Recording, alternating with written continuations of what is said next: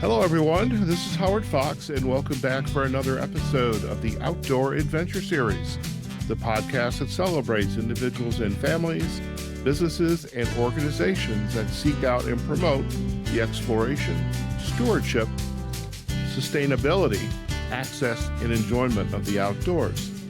David Auge is our guest today. David is a sustainability expert and author of Man's Search for Sustainability. He is a prominent figure in the field of environmental management and is on a mission to transform humanity's approach to looking at sustainability issues. David, it's a pleasure to have you on the podcast. Welcome. Howard, thank you very much. It's great to be here. Fantastic. And for our listeners, in the spirit of full disclosure, I had the pleasure of getting to know David through our mutual sourcing site for guests and podcasters, Podmatch. So I appreciate the fact that we connected, and here we are, and really just want to talk about this important topic. And my first question for you, David, and I want to learn more about you, your background, how you came to be so passionate about this topic. But a question I would typically ask towards the end of a podcast where we're talking about conservation, sustainability, wellness is, do you have hope? Yes. Because so much is going on today. And I thought, why don't I just start with the end in mind? As you have been diving into this topic, it's a passion. You've got this wonderful book. What's your message for humanity? Is there hope here? That's an excellent question, Howard, and perhaps even gets to the very heart of the title of the book that I have, which is Man's Search for Sustainability. You noted before we talked this that Viktor Frankl has a similar book called Man's Search for Meaning. And it's from the reading of that book, I found this parallel search quite helpful to those individuals that grasp the idea of sustainability and want to move it forward. The idea of hope can kind of come to the forefront if I can tell a story about Sure. Viktor Frankl. Can I do so? Sure, please do. Okay, if your audience doesn't know this, but Viktor Frankl was an Austrian neurologist and psychologist who founded what he called the field of logotherapy, which has been dubbed the third Viennese school of psychology. That's following Freud and Adler. Now, logotherapy was developed and kind of put on the map through Frankl's personal experience in the Theresienstadt Nazi concentration camp. As background, Viktor Frankl was Jewish, and he found himself during World War II for 3 years in 4 different camps. It was Theresienstadt, Auschwitz, Kaufering, and Turkheim. He was a doctor, and as a result, they put him into the infirmaries of those concentration camps. And he had a chance while there to see individuals on their deathbeds, and found that as they were having to struggle with the very fact that everything around them wanted them dead, that there was a reason why they were continuing to struggle for life. And he writes in his book, which I found as a good parallel to what I wrote, that there were 3 justifiable reasons why these individuals had hope, that wanted to see the next day. The first one was the fact that they had a person that they wanted to connect with outside the barbed wire fence, the confines of the concentration camp that they were in. The second was that they had something inside of them, a song to sing, music to be written, a book, an idea that needed to be fleshed out so that the society in which they were currently in, even though everything around them wanted them dead, they needed to still get out. Mm-hmm. And the third one was the reason probably put on the table most effectively by Frankl, and that is that the third group felt that they were part of a larger purpose. There was part of a larger story of which they were only a segment of that story. And those individuals, even though everything around them wanted them dead, seemed to be some of the strongest of the groups that were in the infirmary, who were close to death, but were still continuing to push forward day after day to understand the larger purpose of what they were doing. I find a similar idea in the word of sustainability. So my book, Man's Search for Sustainability, attempts to bring to the table that this term isn't a technical point, a destination. It's actually part of a journey. And sustainability is more descriptive or normative in its strength, like the word meaning. That if we can grasp, we can move effectively forward through this. The idea that sustainability is something like beautiful or attractive. You can become more or less beautiful. You can become more or less sustainable. You can understand that there's a term for sustainability that's a lot bigger than merely a grasping at some technological innovation that the society once in place will somehow make tomorrow a better day. It's something much bigger than And I appreciate that, all of the context you just shared, and what the the groupings that you also described of Frankel's work and what he saw in a very horrific time, is and I got to thinking about the one. There's folks out there that want to see us destroyed, or perhaps, but in your book, you were studying, say, the honeybee and the locust, and I know you're going to go more into this. I mean, that. I don't think we very do a very good job of taking care and realize the ultimate importance of the honeybee, Mhm. and or else we wouldn't be doing some of the things we're doing around the globe. Whereas the locusts, I mean, we have the stories from the Bible, we have the stories from the 1800s, the and the Dust Bowl, and man just trying to destroy these things, and they're never going to be destroyed in a way. They're going to be there, and and I really thought there's those parallels between humanity and sustainability. When did you first begin to, I don't know, was it a light bulb that went off, some insight? I mean, folks that have picked up Viktor Frankl's book are deeply affected by it. When did you have this insight, this churn in your stomach or heart that said, I need to learn more and do more to inform people? Well, it happened as trying to inform the individuals at places I've worked. I've been in this particular, well, I've been working within industry as an environmental and sustainability engineer for Okay. 35 years. And Okay. I find myself frequently trying to move the needle on why do anything. Usually it's a return on investment, of course, is an easy one that most people would understand industry to take an action one way or another. But as the younger population moves into the environment, there's a lot more passion there. Passion, though, that sometimes can become misplaced by a worship of nature as opposed to an understanding of our part in nature. And I Mm. think that's what brought it to light because I found out that this camp, this group of individuals, new employees that are coming to the table, need to see a larger picture of how nature can teach us things than they currently are learning. Okay. The How do we have that desire, the need to want to continue to be a voice for educating and creating insight in others when today we are under assault, or science is under assault, and it's in some shape or fashion, there's a commitment to communicating to us that it's a hoax. Yet it's so important that, I mean, I believe in science, uh, Mhm. and, again, I don't mean to be political at all, David, but there is this assault in this topic of sustainability. "Oh, there's nothing to it. We should just keep doing what we're doing." And here you are on a different, path. Okay.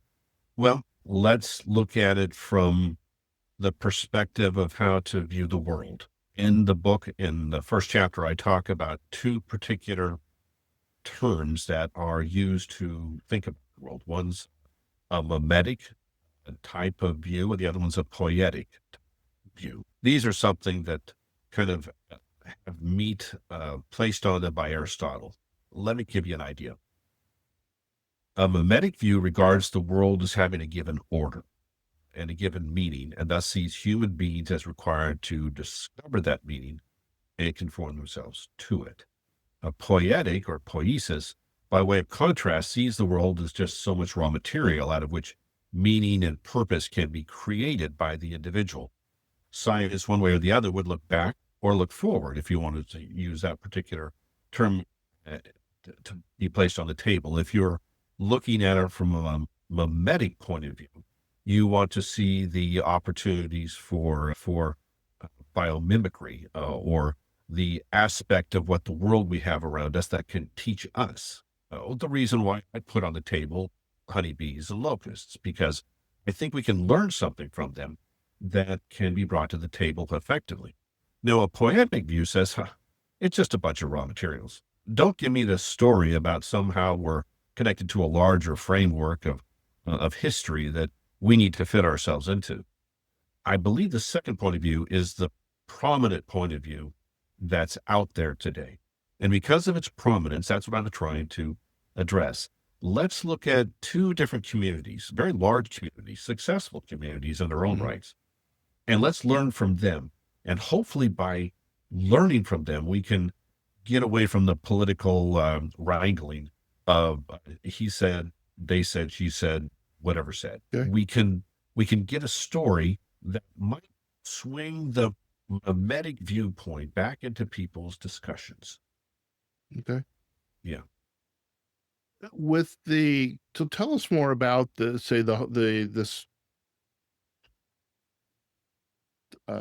comparison of or studying of the honeybee and the locust.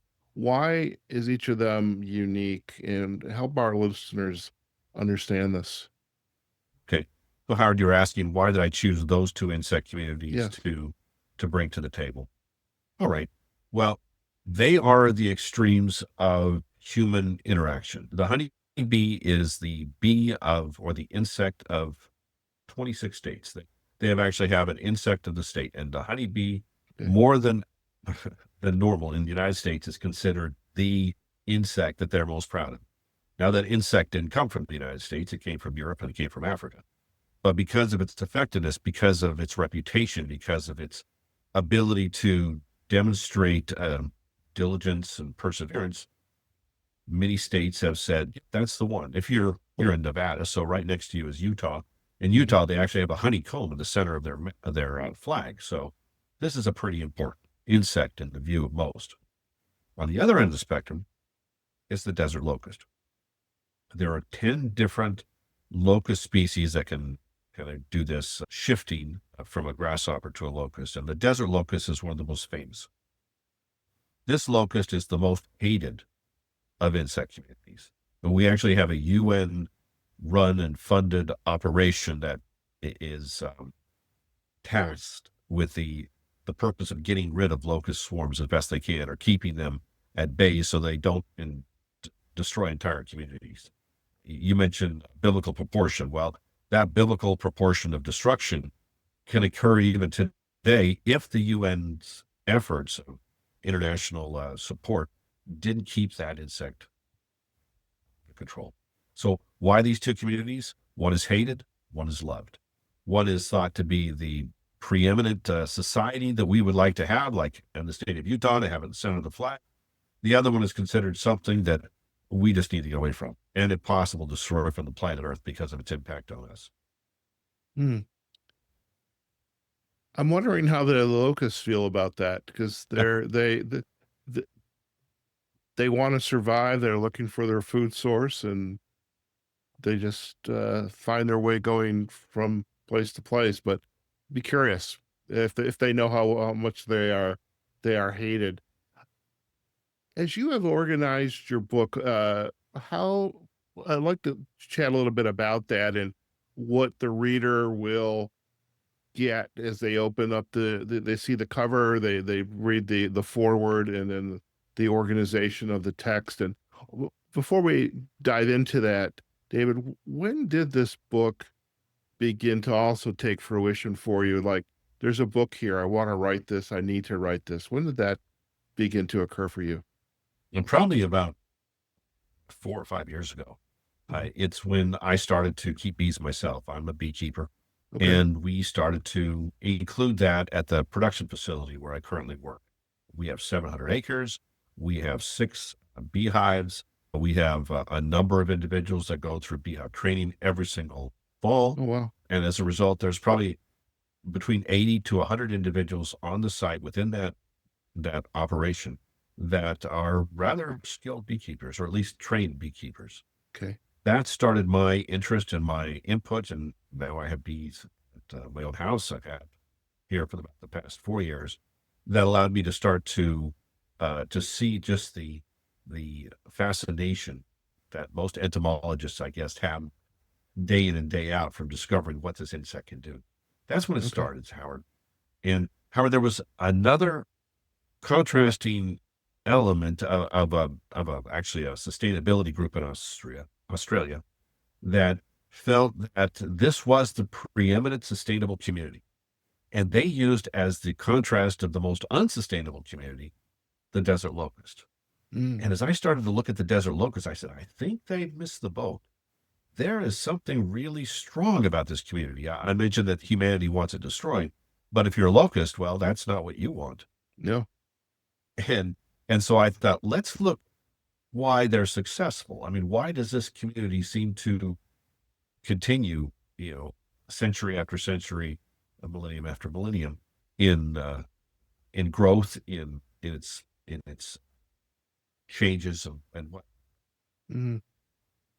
And this might be a question. I mean, perhaps it's been asked before, and it's perhaps a little bit of my naivete at 7 o'clock in the morning in Nevada. With the locust, is there something about them that keeps them thriving and this desire to go there? I mean, it's, I would imagine it's like Maslow's hierarchy. They need safety, they need their health, they need to go find the food. Is man contributing to them, or we just don't understand them and therefore we're going to try to eradicate it because we don't like what happens when they are around us? No. Let me give you a little bit of history about a desert locust that most Okay. don't know about. Okay. The desert locust a is an insect that goes through a phase change that changes its appearance, its activities dramatically. Most of us would see a desert locust in its what's called a solitary, or its quiet form, as green, very familiar in appearance to what you would find in a garden anywhere in the United States. Mhm. But based upon an environmental impact, which first starts with a tremendous amount of opportunity, that is rain, which creates an extreme growth in plant life, Mhm. the desert locust grows. Its growth begins because of the additional food source, and then followed by a drought, which has excess amount of insects, an excess amount of this grasshopper. And this particular insect finds its way in close contact with others, which result in its change in its personality and change in its actual physical form. It goes from green to yellow. Its brain size increases by a factor of 30%. Instead of being very solitary, it becomes very gregarious. It doesn't fly at night, it flies during the daytime. During the daytime, during these flights, it continually seeks for what's called the center. It looks like a swarm that's continuing to swarm toward the very center, where there seems to be an element of intelligence, not a queen like you have in a beehive, but an element of intelligence, which is helping it to look for areas with lower pressure so it can fly downwind, so it can go to a next source, which would allow it to meet its appetite as a swarm and continue to grow even further. Those particular elements, that phase change, 30% of a brain size increase, is because it now can see and it can also develop odor. Its ability to smell increases as well. Um, Allows it to be just a phenomenal insect with a voracious appetite. Now, as an insect itself, as long as it stays within this group, it's successful. Mhm. We, on the other hand, are who it's going after, our food supply, our farms, our communities. That is a strength it has, a strength that we can learn about. And my book talks about managing stress, allocating work, making Mhm. decisions, maintaining balance. and communicating. All of those, I'm talking about both of those communities because they can be contrasted. Not that we want to be one or the other, but we can learn from both because once again, we don't have as much of the intuitive drive as those communities appear to have. Sure. Well, since we've given some time and more than I have ever known on the side of the locust, so I want to thank you for that. My mom, may she rest in peace, she would be happy to know I learned something new today because she'd always ask, "What did you learn in school today, Howard?" Yeah. But tell us a little bit more then about the bees because we hold them on such a high pedestal. And I mean, we're still afraid, we run away from them, but they are there. We know we need them for our predominantly for our food supply. I mean, without them, we would be in big trouble. But what is it about their behaviors and their actions and how it's surviving? What are some of the unique points that would be helpful for our listeners to know? Well, perhaps one that's easy and many people might already know, but I'll bring it to the table anyway. Here's to do with communication. Bees within that hive are merely a queen with all of the existing workers and even the drones, her children. Hmm. She is the only female in that hive which can give birth to anything else. So there's a relationship between those two, and the communication within that hive many times is just her health. If you would, the hive is continually trying to transmit the pheromones that she releases to the rest of the hive, which are asking the question: Is the queen okay? Is she all right? Does anybody know how the queen's doing? Is she stressed? Are we going to be doing something yet? Anyway, all those questions appear to be her communicating to the rest of the hive, and the rest of the hive communicating to one another of her health. Also within that hive, they have the unique ability to communicate where foraging should take place. Now, foraging is the collection of pollen and honey and water brought to the hive so that they can prepare for the difficult times of the year, the winter months, the parts of the year when you're going to find yourself without the resources for the appetite there. That is most best known as the dance that they do, and the dance, of course, is either circular or a figure eight, and or its orientation on the flat portion of the frames will indicate to the hives, I'm sorry, to the insects, the bees inside the hive, where to go and where to collect these resources. That Interesting. yeah, that strength also is amazing for them to look for their next home. Howard, one of the things that most people are most afraid of is swarming bees. Right. And they'll see in the month of April or May this ball of bees surrounding a branch or anything that appears to be just a point of collection. I've had them on my roof. I've had them on post indicator valves, which are near fire hydrants and the like. Anyway, what happens is as those bees collect in a ball when they're swarming, there is a change in the forager population. That is those bees that are much more older than the rest to go out and look for the next place they're going to live. Okay. They, within 48 to 72 hours, will change looking for honey and whatnot, looking for pollen and nectar. And they'll Right. start to look for the proper location, a stump, a tree, a roof area. And as they return, they will debate using that same type of configuration, the intensity of their belief that what they found is the best. Okay. This interaction, which is happening on the outside of that ball of bees, is actually a debate.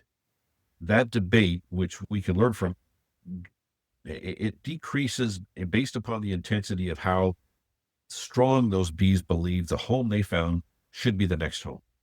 So after that period of time, the one with the strongest argument, the one saying this is it, and then a few other forager bees going out and coming back, say, "Hey, this is the place," and they're doing a similar dance, will eventually convince that group of bees, usually about 20 to 30,000, where they're going to go, and then Okay. those bees will lead, and there's only a few of them, and we're talking less than 1% of the entire population, that group to their new home. That's a communication asset that is just absolutely fascinating. And what lesson do we get from that as humans? We get the willingness to move away from an idea because it's not the best idea. We're not gonna die on this hill. These bees don't. They say, well, this one's intensity of the argument indicates that they really do believe this is stronger. And I have faith that this bee has the same desire for the wealth and the strength of the hive that Okay, that's a very strong good. part in communication for them. Thank you for that. I learned something more than to now than I came in with. So I truly appreciate that.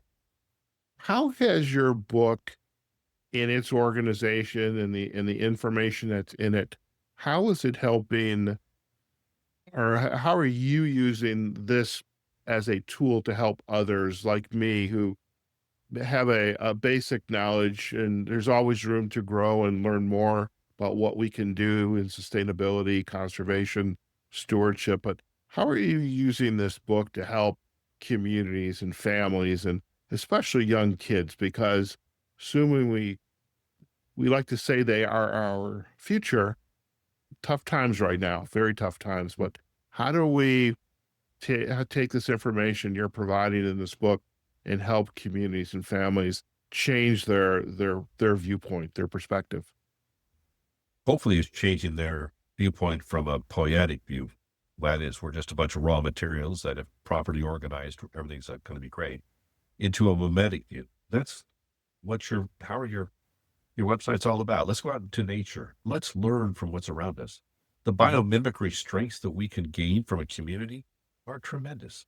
I mean, one of the things that perhaps, I don't know if you even touched upon this, but Michael Phelps, when he was able to gain all of those gold medals, Mhm. was questioned about his swimsuit because the Mhm. swimsuit and its design mimicked the skin of a shark. And the skin of a shark is much more adaptable to speed than most other types of materials. He was able to mimic that and result in a gain in his speed. Now, that's a very perhaps simplistic viewpoint, but there are a lot of things out there. Someone can learn a lot from desert locusts and bees. I'd recommend for those people that are listening, and I do at the place where I work, let's learn from the beehives. They're Mhm. out there. We can put them in a Langstroth box. You can easily gown so you feel safe from getting any stings, and we'll go through the frames, get a chance to see how these work together, how in certain ways they acquiesce to the leadership of the queen, how they are willing to even die for the hive themselves as they stand at the front as the guard bees from other bees that want to go there. And even the negatives lessons you can find out is the fact that they're tremendous hoarders, and also they want to rob anything, even the hive next door. If you have a very passive hive and you have a very aggressive, one will attack the other. And Okay. there you've got this war between bees that's happening right there in your midst. All of those lessons can be learned right there within that community. So open up the door. Let's learn. I love that. Just north of where I live, actually south of where I live in Las Vegas, I ran out of honey, and if at all possible, I don't go into the grocery store to buy my honey. I go find a local farmer that's raising bees, kind of like you are doing back home, and just the nature of all these hives around it. I never knew about the aggression, the territorial nature of it, and it's again, it's fascinating, and I often think it's kind of like being out in nature. I mean, you'd mentioned we're listening to an episode I did with Barry Schimmelfarb on cancer and nature and the healing. Is it, I think if we just like stopped and observed, listened, turn off the cell phone, just and watch, that we could learn so much about interaction and getting along and helping making decisions and rather than just walking forward blindly about not and kind of like this poetic view you were talking about. We're just thinking the ground's here for me to walk on. I can do whatever I want, as opposed to the nomadic view of we're part of something much bigger. What has been your own aha, what I would call an aha moment as you look back? This book has been published. You've got great reviews on Amazon, by the way. It's funny when I'm looking to buy something, say on Amazon, I always look at who are the 1 star and 2 star reviews. And then I always also look at the fives and the fours, but you've got some great reviews out there. And what are you learning about people's appetite for books like you have written, Man's Search for Sustainability, and great. And how is that affecting you as also as a someone who's very highly educated? You're working in some very tough environments in the work that you do. You've got the bees. What are you learning about yourself and other people's view of this work you've produced? Well, perhaps I'm learning most about the fact that we need a carrier story in order to communicate our ideas. The book that I wrote, I begin each and every chapter with a personal vignette that hopefully puts on the table the experience that will bring home the idea of these two communities. You talked about cancer. I have a son. Actually, I'm in his room, and that's why I've got this background as opposed to his bed is made. Okay. But I've got my I like son's the bedroom that background I'm though, in. but Okay. My son had leukemia, and at the age okay. of 3, my wife and I found him once again, and it was also tied with osteomyelitis, which is a bone disease. But we found ourselves at his age of 3 with a very, very difficult situation to go through. And Howard, the difficulty had to come true, and not with only watching his head lose all its hair and his eyebrows fall out, all the rest of it. But the fact that when we were there at the hospital, the healthcare professional was sitting down saying, "How are we doing?" And we said, "Well, we're doing fine. It's our son who's in the midst of combating leukemia." And she looked at us and says, "It's you I'm talking to. How are you doing?" And we said, "We're doing fine." And then she said, "The ordeal you're going to go through, 3.5 to 4 years of leukemia being combated with chemotherapy, is going to result in about 60 to 70% of those families getting divorced or going bankrupt. Mm, So you and your wife have a very strong chance of not being married in 4 years, your financial situation being destroyed." And as a result, my wife and I looked at each other, we held our hands tightly, and we started to think, well, how are we going to do this? And we sold everything that didn't that we could, so mm, that we didn't have a mortgage on anything, that we could handle any medical bills that came our way, mm. that what was going to happen in our family, we were going to bat down the hatches and make sure that we got through it. And we got through it stronger. Part of the situation about balance and tension is that these difficulties actually make you stronger. The difficulties we place on the locusts actually makes them a really tremendously strong community. And that's why it takes so much to destroy them. But the difficulties they have to confront, are actually to their benefit. Mhm. And that's one of the things that I've learned through this as well. Very good. Well, I appreciate you sharing that, and you just raised a point as you shared that. This healthcare provider said, "How are you doing?" and giving you a kind of a view into what the future could be. And if you don't go in it with your eyes wide open, you're not prepared for it. And Yeah. so this preparation kind of helped you adapt and survive. So again, I truly appreciate it. David, it's been a pleasure to have you on the podcast, and I've learned so much. And I mean, the book is fascinating, and I'm sure our listeners, those that are especially in the outdoor space, of which I don't get outdoors as much as I would like, but I do talk to a lot of people who are very much into the outdoors, and this idea of connecting through nature, whether it's navigating an illness and just walking in the sand, walking down the path barefoot, and the healing power of nature. And now you've shared with us another aspect of nature is other beings and life essences that are there, the bees, the locusts. And we need to stop and listen, view, understand, rather than just plowing over things because we think that's what we should be doing. So Yes. I thank you so much for spending time with us today. Sure. Sure. Before we head out, if our listeners would like to learn more about you and your work, the book, where are the best places to go? I have a website, davidaugebooks.com, and that would be the best place for them to go to. I'm in the process of writing another book, so books plural is actually a motivation. So you'll see others about sustainability in there as well. Excellent. One last question before we do head out. If our listeners are on this, have going about their daily lives and they come across this podcast and listen to it, what would you like them to think about or do to change their trajectory of going from this poesis view to this nomadic view? What would you like for them to take action on? Hmm. What would I like them to take action on? Perhaps, Howard, your point about slowing down and looking at the world they have around them would be a part of that. Perhaps also is the quote that Viktor Frankl uses frequently in his book, and I have on the back of mine from Nietzsche, which says, "He who has a why to live for can bear almost any how." He who has a why to live for can bear almost any how. Grasp for that why. And when you've got that, you'd be amazed at how much you can handle in this life that's been given to us. I love it. Thank you so much. This has been a fascinating interview. I hope you have enjoyed yourself as much as I have enjoyed getting to know you and your work, and just a wonderful book. And it's so needed today more than ever, given our circumstances we are all in. And again, we wish you best of luck and good luck with the new book, and hopefully we'll cross paths again. So thank you.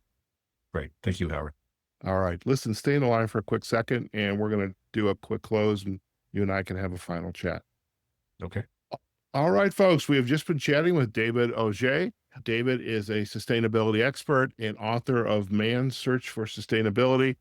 Very poignant topic today. It's not all about the hiking trails and shooting and stargazing and bird watching, but this idea of our connection to nature and our impact on it, and using the stories and the learnings, I should say, about the honeybee and the locust to inform why we should care about our surroundings and our impact on it, and what we can do to at least appreciate and understand why sustainability is important, and also understand, perhaps unintentionally, the impact that we are having on our future and even our families and our communities and our children's future. We hope you enjoyed this episode. Please do go out to David's website, davidaugebooks.com, where you'll find a lot of information about David, his background, obviously the book, and perhaps even in the future, the next book he is going to be writing. Now, our episode will be found on our website, outdooradventureseries.com. We are also on LinkedIn and Facebook. And the video of this episode we'll also have up on our YouTube channel. Now, you can also find this episode wherever you get your podcast from. So we love likes, comments, and sharing. And before we head out too, I want to thank our good friends at Podmatch for helping to facilitate this introduction between the Outdoor Adventure Series and David and his work. So great resource for finding some great and very interesting, talented guests. So we appreciate that. Until next time, folks, wherever you are, whatever you're doing, go out there, have a fantastic day, and we look forward to having you join us on a future episode of the Outdoor Adventure Series podcast. Take care now.